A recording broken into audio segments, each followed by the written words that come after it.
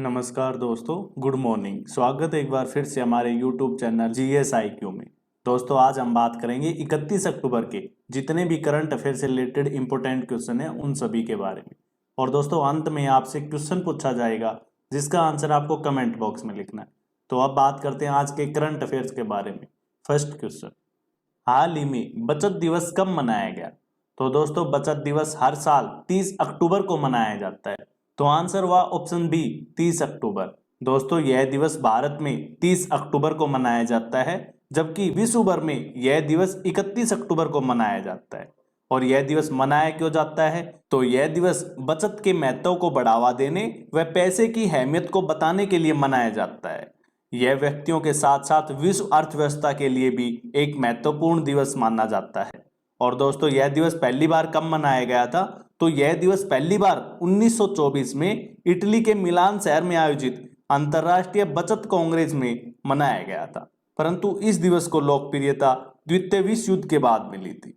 तो इस क्वेश्चन से इतनी जानकारी। और यदि आपको हमारी वीडियो अच्छी लगती है तो चैनल को सब्सक्राइब जरूर करें, क्योंकि हम डेली आपके लिए ऐसी वीडियो लेकर आते रहते हैं। नेक्स्ट क्वेश्चन है, हाल ही में कौन सा राज्य ऊर्जा दक्षता सूचकांक में पहले स्थान पर रहा? तो अभी हाल ही में विद्युत मंत्रालय के द्वारा ऊर्जा दक्षता सूचकांक जारी किया गया है, जिसमें कर्नाटक राज्य प्रथम स्थान पर है। तो इस क्वेश्चन का आंसर हुआ ऑप्शन डी कर्नाटक। दोस्तों यह सूचकांक गुणात्मक, मात्रात्मक और परिणाम आधारित संकेतों का उपयोग करके ऊर्जा दक्षता में सभी राज्यों और केंद्र शासित प्रदेशों का आकलन करता है। और इस आकलन में 6 से अधिक क्षेत्रों को शामिल किया जाता है। और इस ऊर्जा दक्षता सूचकांक 2020 में कर्नाटक प्रथम स्थान पर रहा, राजस्थान दूसरे स्थान पर रहा और हरियाणा तीसरे स्थान पर रहा है। जबकि 2019 में रैंकिंग जारी की गई थी, जिसमें राजस्थान राज्य प्रथम स्थान पर रहा था। और यह ऊर्जा दक्षता सूचकांक ब्यूरो ऑफ एनर्जी एफिशिएंसी और अलायंस फॉर एनर्जी द्वारा जारी किया जाता है।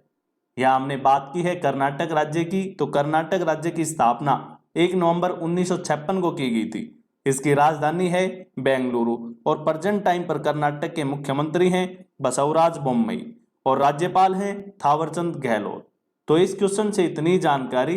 अब नेक्स्ट क्वेश्चन, हाल ही में आरबीआई के गवर्नर का कार्यकाल कितने वर्ष के लिए बढ़ाया गया है? तो अभी हाल ही में आरबीआई के गवर्नर का कार्यकाल 3 वर्ष के लिए बढ़ाया गया है। तो आंसर हुआ ऑप्शन ए 3 वर्ष। दोस्तों कैबिनेट की नियुक्ति समिति ने इनका कार्यकाल अगले 3 वर्ष के लिए बढ़ाया गया है, जो कि 10 दिसंबर 2021 को समाप्त होने वाला था। दोस्तों शक्तिकांत दास ने 12 दिसंबर 2018 को 3 वर्ष के लिए आरबीआई के 25वें गवर्नर के रूप में शपथ ली थी। और अब इनका कार्यकाल 3 वर्ष बढ़ने के कारण दिसंबर 2024 तक इस पद पर बने रहेंगे। दोस्तों आरबीआई में नियुक्ति से पहले शक्तिकांत दास 15वें वित्त आयोग के सदस्य के रूप में कार्यरत थे और ये तमिलनाडु कैडर के 1980 बैच के भारतीय प्रशासनिक सेवा के अधिकारी। बात करें आरबीआई की, तो आरबीआई की स्थापना 1 अप्रैल 1935 को की गई थी, जबकि इसका राष्ट्रीयकरण 1 जनवरी 1949 को किया गया था। इसका मुख्यालय है मुंबई, महाराष्ट्र में और प्रेजेंट टाइम पर गवर्नर है शक्तिकांत दास, जो कि आरबीआई के 25वें गवर्नर है। तो इस क्वेश्चन से इतनी जानकारी। अब नेक्स्ट क्वेश्चन, हाल ही में स्कूलों में वीरगाथा प्रोजेक्ट किसके द्वारा शुरू किया गया है?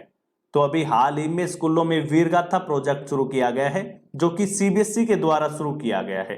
तो आंसर हुआ ऑप्शन सी सीबीएसई। दोस्तों स्कूलों में वीरता पुरस्कारों के बारे में जागरूकता बढ़ाने के लिए स्कूलों में यह परियोजना शुरू की गई है। इस परियोजना के तहत स्कूलों में कविताएं, गीतों, निबंधों और रचनाओं के माध्यम से वीरता पुरस्कार विजेताओं के बहादुरी के कार्य और बलिदानों के बारे में जागरूक किया जाएगा। इस परियोजना का संचालन 21 अक्टूबर से 20 नवंबर तक किया जा रहा है। बात करें सीबीएसई की, तो इसकी स्थापना 2 जुलाई 1929 को की गई थी। इसका मुख्यालय है नई दिल्ली में और प्रेजेंट टाइम पर सीबीएसई के अध्यक्ष हैं मनोज आहूजा। और दोस्तों यदि आपसे सीबीएसई की फुल फॉर्म पूछी जाती है तो central board of secondary education इसकी फुल फॉर्म है। तो इस क्वेश्चन से इतनी जानकारी। अब नेक्स्ट क्वेश्चन, हाल ही में देश का सबसे बड़ा अरोमिक गार्डन किस राज्य में खोला गया है? तो अभी हाल ही में उत्तराखंड राज्य में देश का सबसे बड़ा अरोमिक गार्डन खोला गया है। तो आंसर हुआ ऑप्शन ए उत्तराखंड। दोस्तों राज्य के नैनीताल जिले में भारत का सबसे बड़ा सुगंधित गार्डन सुरभि वाटिका खोला गया है। इसका उद्घाटन उत्तराखंड वन विभाग की शाखा ने नैनीताल के लालकुआ नामक स्थान पर किया है और यह गार्डन 3 एकड़ से अधिक के क्षेत्र में फैला हुआ है और इसमें पूरे भारत से 140 से अधिक विभिन्न प्रजातियों के सुगंधित फूलों के पौधे लगाए गए हैं। बात करें उत्तराखंड राज्य की तो इसकी स्थापना 9 नवंबर 2000 को की गई थी। इसकी 2 राजधानियां हैं, देहरादून शीतकालीन कैपिटल है और गैरसैंण ग्रीष्मकालीन कैपिटल है। और प्रेजेंट टाइम पर उत्तराखंड के मुख्यमंत्री हैं पुष्कर सिंह धामी और राज्यपाल हैं गुरमीत सिंह। तो इस क्वेश्चन से इतनी जानकारी। अब नेक्स्ट क्वेश्चन, हाल ही में डॉक्टर माधवन कृष्णन का निधन हुआ, वो किस क्षेत्र से संबंध रखते थे? तो अभी हाल ही में डॉक्टर माधवन कृष्णन का निधन हुआ है तो वो कैंसर क्षेत्र से संबंधित रखते थे। तो आंसर हुआ ऑप्शन सी कैंसर। दोस्तों डॉक्टर माधवन कृष्णन प्रसिद्ध ऑन्कोलॉजिस्ट और क्षेत्रीय कैंसर केंद्र के संस्थापक व निदेशक थे। उन्होंने भारत की राष्ट्रीय कैंसर नियंत्रण योजना बनाने वाले विशेषज्ञ समूह में भी कार्य किया था और WHO के कैंसर विशेषज्ञ पैनल में भी रह चुके थे। दोस्तों भारत सरकार द्वारा उन्हें 2001 में चिकित्सा के क्षेत्र में उनके सराहनीय योगदान के लिए पद्मश्री अवार्ड से भी सम्मानित किया गया था। तो इस क्वेश्चन से इतनी जानकारी। अब नेक्स्ट क्वेश्चन, हाल ही में जारी विश्व प्रतिष्ठा रैंकिंग 2021 में भारत के कितने संस्थानों को शामिल किया गया है? तो अभी हाल ही में विश्व प्रतिष्ठा रैंकिंग जारी की गई है जिसमें भारत के 4 संस्थानों को शामिल किया गया है। तो आंसर हुआ ऑप्शन ए 4। दोस्तों विश्व प्रतिष्ठा रैंकिंग टाइम्स हायर एजुकेशन द्वारा जारी की जाती है जिसमें दुनिया भर के शीर्ष 200 विश्वविद्यालयों की रैंकिंग की जाती है।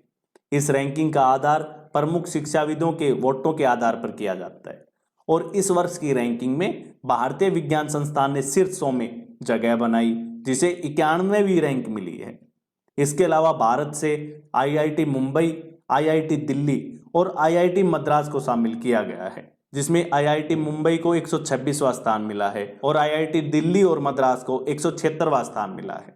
और इसमें प्रथम स्थान संयुक्त राज्य अमेरिका की हार्वर्ड यूनिवर्सिटी को प्रथम स्थान मिला है और दोस्तों मैसाचुसेट्स प्रौद्योगिकी संस्थान USA को दूसरा स्थान मिला है और UK की यूनिवर्सिटी ऑफ ऑक्सफोर्ड को तीसरा स्थान मिला है। तो इस क्वेश्चन से इतनी जानकारी। अब नेक्स्ट क्वेश्चन, हाल ही में किसे जम्मू कश्मीर बैंक का MD और CEO नियुक्त किया गया है? तो अभी हाल ही में बलदेव प्रसाद को जम्मू कश्मीर बैंक का MD और CEO नियुक्त किया गया है। तो आंसर हुआ ऑप्शन बी बलदेव प्रसाद। दोस्तों RBI द्वारा जम्मू कश्मीर बैंक के MD और CEO की नियुक्ति अगले 3 वर्षों के लिए की गई है जिसमें बलदेव प्रसाद को राजेश कुमार छिब्बर का स्थान दिया गया है। दोस्तों राजेश कुमार छिब्बर ने 2019 में बैंक का कार्यभार संभाला था और दोस्तों जम्मू कश्मीर बैंक में केंद्र सरकार की भागीदारी 68% है। बात करें जम्मू कश्मीर बैंक की तो इसकी स्थापना 1 अक्टूबर 1938 को की गई थी। इसका मुख्यालय है श्रीनगर में और अभी MD और CEO बनाए गए हैं बलदेव प्रसाद। तो किसकी जगह बने हैं? तो ये राजेश कुमार छिब्बर की जगह बने हैं। तो इस क्वेश्चन से इतनी जानकारी। अब नेक्स्ट क्वेश्चन, हाल ही में किस देश में विश्व के सबसे बड़े hydrogen fuel cell power plant का उद्घाटन किया गया? तो अभी हाल ही में दक्षिण कोरिया में विश्व के सबसे बड़े hydrogen fuel cell power plant का उद्घाटन किया गया है। तो आंसर हुआ ऑप्शन डी दक्षिण कोरिया। दोस्तों दक्षिण कोरिया की बिजली उत्पादन कंपनी पास्को एनर्जी और डूसन फ्यूल सेल द्वारा संचालित यह hydrogen fuel cell power plant दुनिया का सबसे बड़ा पावर प्लांट है। और दोस्तों दक्षिण कोरिया के व्यापार उद्योग और ऊर्जा मंत्रालय ने इंचियोक के सेओंगू में इस पावर प्लांट का उद्घाटन किया है। दोस्तों इस परियोजना की कुल लागत 340 बिलियन वॉन है जिसे 4 चरणों में स्थापित किया गया है और इसकी उत्पादन क्षमता है 78 मेगावाट। दोस्तों यहां हमने बात की है दक्षिण कोरिया की, तो इसकी राजधानी है सियोल, मुद्रा है कोरियाई वॉन और प्रेजेंट टाइम पर दक्षिण कोरिया के प्रधानमंत्री हैं किम बो क्यूम। कौन है? किम बो क्यूम। और राष्ट्रपति हैं मून जे इन। कौन है? मून जे इन। तो इस क्वेश्चन से इतनी जानकारी। अब नेक्स्ट क्वेश्चन, हाल ही में SBI जनरल इंश्योरेंस ने स्वास्थ्य बीमा प्रदान करने के लिए किसके साथ समझौता किया है? तो अभी हाल ही में SBI जनरल इंश्योरेंस ने गूगल पे के साथ समझौता किया है। तो आंसर हुआ ऑप्शन सी गूगल पे। दोस्तों SBI जनरल इंश्योरेंस ने स्वास्थ्य बीमा प्रदान करने के लिए यह समझौता किया है ताकि उपयोगकर्ता बिना किसी कागजी कार्रवाई के अपने लिए स्वास्थ्य बीमा खरीद सके। और दोस्तों उपयोगकर्ता गूगल पे स्पॉट के माध्यम से SBI जनरल इंश्योरेंस की आरोग्य संजीवनी पॉलिसी के तहत व्यक्तिगत और पारिवारिक दोनों योजनाओं को खरीद सकते हैं। बात करें एसबीआई जनरल इंश्योरेंस की, तो इसकी स्थापना 24 फरवरी 2009 को की गई थी। इसका मुख्यालय है मुंबई, महाराष्ट्र में। और प्रेजेंट टाइम पर एसबीआई जनरल इंश्योरेंस के एमडी और सीईओ हैं प्रकाश चंद्र कांडपाल।